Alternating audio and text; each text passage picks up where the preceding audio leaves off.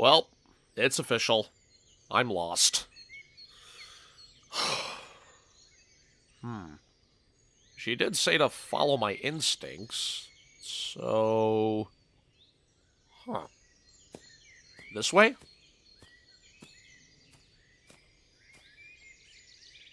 Holy cow, that worked! You have arrived. Good.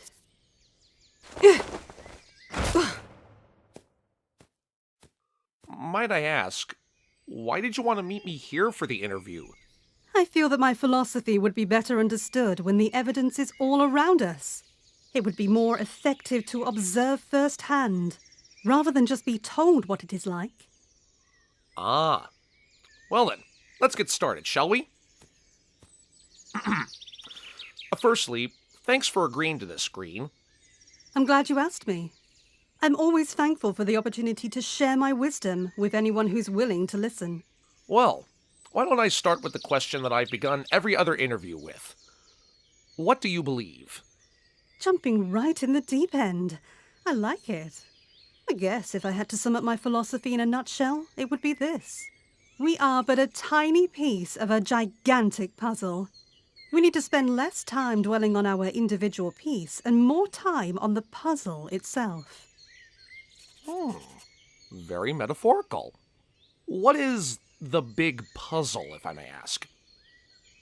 Life. Existence. The world as we know it. All the other colors try so hard to make a place for themselves in the world. We don't need to make a place. We have a place. Rather than expend so much energy to become something we are not, we have to learn to accept who we are. And who are we? We're creations of this world. We're part of the ecosystem. We're life. What's our role in it? That varies from person to person and creature to creature. Each individual has a distinct role. In fact, learning and understanding that role so that you can uphold your part in it is the most important responsibility that anyone has. Why is that? All the other colors' philosophies revolve around making something happen. They feel this crucial need to change things. Each is looking to find an answer. My point is that we don't need to go out searching for that answer. Instead, we need to look inside. Each one of us is born with our destiny. We just have to understand what it is. So, you're saying your philosophy doesn't advocate change? No. In fact, my philosophy is much more about stopping change. Well, artificial change. The important thing is this. We don't need to change the world. The answers we seek are already here. There is no more perfect form than that of nature. It is a great irony that so much time is spent to find the thing that sits all around us. What do you mean? All the colors' philosophies seem to dwell on creating the perfect world. At least, the perfect world as they see it. The irony is the perfect world is already here. Just take a moment to step back and look at nature. It is horribly complex, yet surprisingly simple. It is harsh, yet gentle. It's functional, yet beautiful. Nature is an odd mix of opposites living in harmony. And it sits right here under our noses. So, you feel that nature is the very system everyone is searching for? Yes. Please understand, though, that I don't think the other colors know it. They're all so busy trying to change things that they can't see the treasure that lays before them. You need answers? Turn to nature. As you study nature, you will see that it has built into it all the answers. And why is that so? Nature is essentially a system that has to constantly adapt. No matter what you throw at nature, it has to find a way to accept it and move on. This is a system that thrives on solving problems. Thus, if you need a place to look for answers, why not look at the ultimate problem solver? Well, if this is so, why don't the other colors see this? Because it takes great restraint to just sit back and observe. The other colors simply don't have the patience. In their desire to find the answers they seek, they scurry about, never stopping, as they say, to smell the roses. And if they did? They'd see what I see. That nature has already beaten them to it. That nature has addressed any and every issue that the world faces. It constantly addresses them. The key that everyone is searching for is literally beneath our feet. So once you take the time to observe nature, what do you learn? You learn that answers reside inside each and every one of us. We are products of nature. We aren't the problem. We're the solution. What do you mean? Within each one of us rests great potential. Potential that we were born with. If you can take the time to understand your own role, you will be able to take steps to accomplish it. So everything is preordained? Yes. That's the beauty. We each have our role in the grand scheme. Each piece fills in its portion of the larger picture. Without each and every piece working in conjunction, the big picture cannot be created. I'm a strong believer in destiny. I know that people don't like to think that such a thing exists, but I find that a depressing denial of reality. Look at the world around you. All of this. Nature is a perfect system of balance and control, but with no controller. Creatures almost designed to perfectly accomplish their task of flying, hiding, killing, jumping. And each of them has a purpose in maintaining the balance of the cycle of life. But what about people? Some people seem born to lead. Some people seem natural sportsmen. Even traits some considered to be handicaps have eventually led them to accomplishing something great. Almost as if they were meant to be. Why would they be given these gifts if not to do something with them?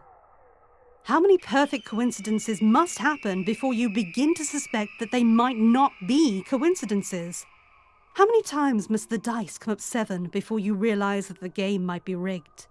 Rigged by nature, so that you play a role in a grand design. So what do we do to make this happen? 2 things. First, we have to learn to let nature do its thing. Let it go. Let it grow. We have to stop getting in its way.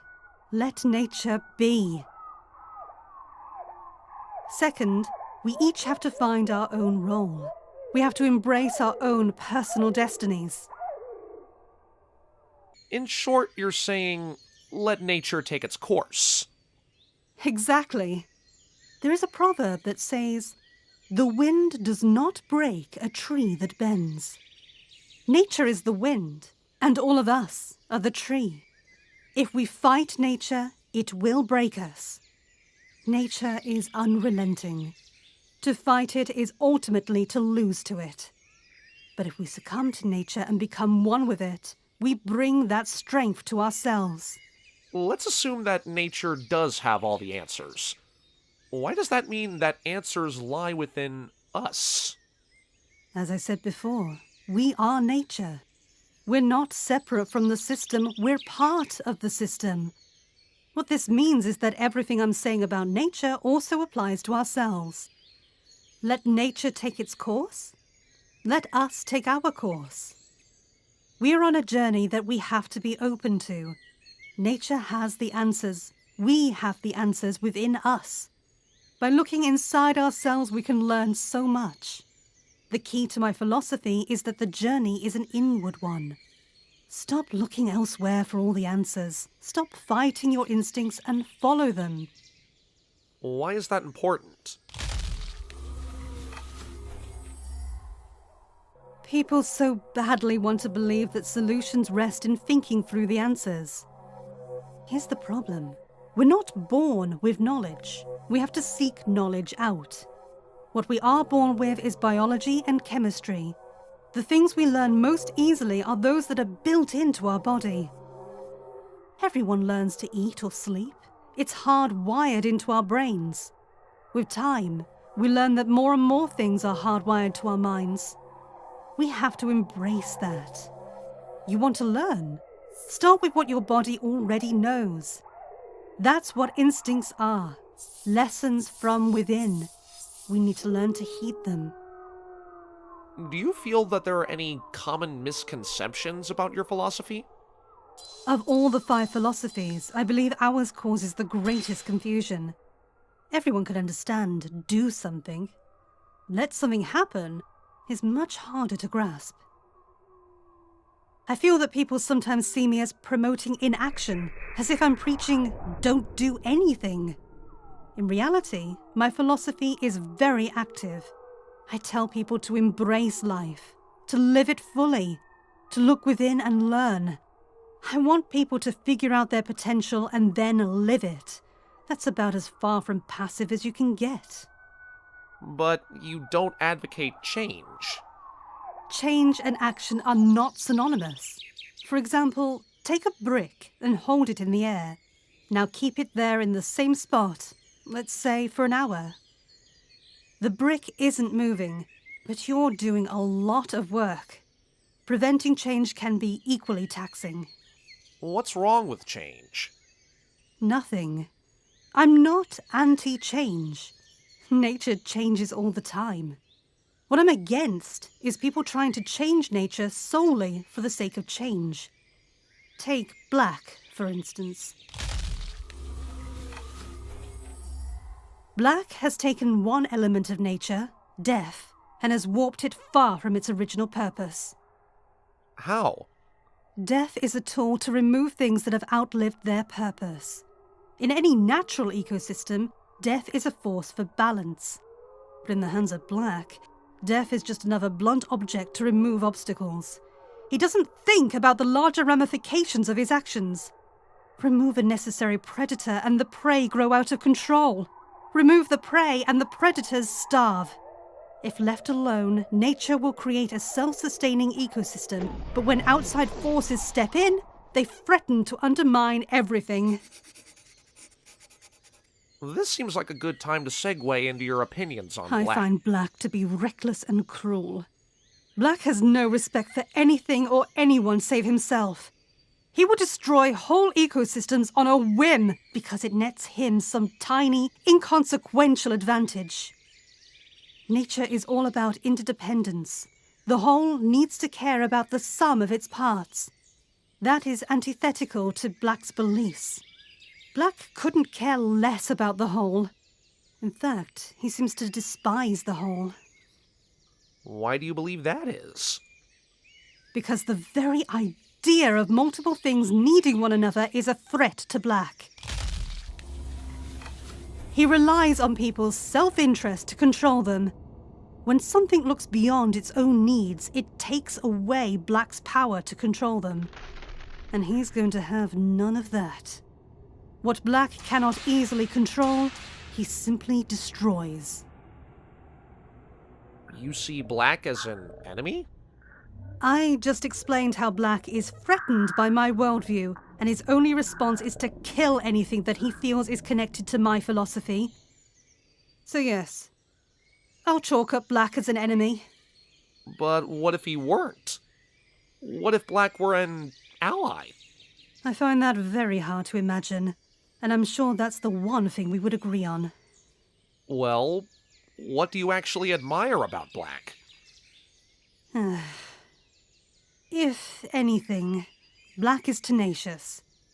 He knows how to survive and adapt. Admirable traits for any creature. If Black would accept his role in the grand design and only take what was needed, he would certainly make a magnificent predator in the cycle of life. Unfortunately, Black isn't interested in being part of nature's balance. He just wants to exploit it for selfish gain. How about Blue? Blue's also an enemy, but for a very different reason. He sees nature as a force to be harnessed and controlled. He outright rejects the natural order. Blue believes that he can force whatever he wants to become whatever he thinks he needs. And that's a problem? It's an outright denial of everything I believe. Your role comes from within. not without. You're not granted your destiny, you're born with it. As far as I'm concerned, blue is twisting the very values I hold most dear. How so? You can graft legs onto a fish. That doesn't mean it's supposed to walk. Science is supposed to be understanding the world around us. The problem is, what others do with it is a direct rejection of the natural order. It uses technology as a tool to limit nature's growth. It warps and changes things from what they are supposed to be into unnatural monstrosities. You see technology as a threat to nature? I do. Why? Because I look at technology's history. At each turn, technology advanced at the expense of nature. Forests are wiped out to build cities. Pollution from technological advancements kills wildlife. Technology uses experimentation to create things that in nature never would exist, and for good reason. History demonstrates that technology always comes at nature's expense. It's so ironic. In trying to make things perfect for themselves, they end up killing the very thing that lets them try. So you reject technology? Yes, I reject anything that usurps the natural order. Does that mean that you reject everything about blue? Not everything. Strangely enough, I appreciate Blue's search for knowledge. Blue takes the time to look around him and admire nature, even more so than White. What I positively loathe about that is that once Blue gets his bony little fingers on sources of the knowledge he so desperately craves, Blue wants to break it and make it into something else. Blue's ego is so strong that for some reason he has to prove he can do it better than nature and do it better than everyone else. Well, guess what? You can't, you arrogant, pompous... Look, I found the answer. Anything that threatens the safety of that is directly in conflict with my needs. It is only natural for me to want to defend the thing that nourishes me. So if you could, you would rid yourself of the influence of black and blue, right? Yes, I would. And as Naya shows, it's an excellent idea. Alright, well let's talk about some colors that you're less adversarial with. How about white? I like White. White understands the idea of the larger picture. She understands the need to evaluate how each piece fits. I also like that White understands that there is a higher calling, that things happen for a purpose. White embraces life. White embraces creatures. White works towards a greater good. Alright. Well, how about what you don't like about white? White's a little too obsessed with structure. White loves her rules. While I do believe that there are times and places for structure, she takes it too far. White cannot comprehend the idea that things can happen haphazardly for a reason. Also, White seems a little too stuck on the idea that everything makes sense. White has a hard time understanding things that happen on a whim, and nature is full of things like that. While White has some appreciation for nature, she tends to connect with it with gloves on. How about red? How do you feel about red? Red is over the other side of the spectrum. Red completely gets the chaotic quality of nature. Red embraces nature's feral side. He isn't afraid to get his hands dirty. Also, Red is willing to disconnect from thinking. Red's okay with things happening without having to understand why. Red is very loyal. Red understands the bond that comes from being rather than thinking. And red's faults? Red is a bit individualistic for my taste. He shares Black's willingness to advance the individual at the sake of the group. While not as self-serving as Black, Red still is a little too willing to kill as a means of control. And then there's that whole destroys everything around him issue. You could say my people have some issues with fire. Alright, tell us a little about Naya. Naya is the embodiment of everything I've been talking about.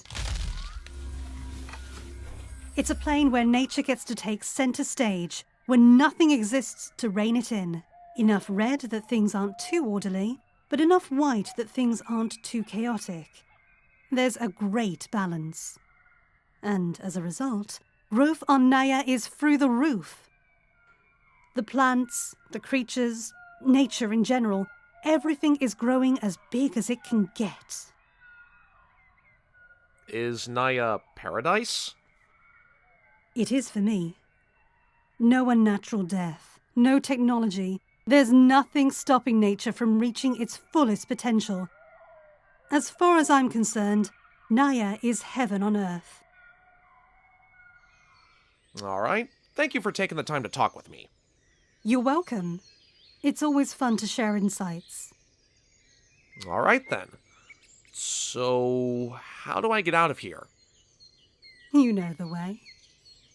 I guess I do. Thanks.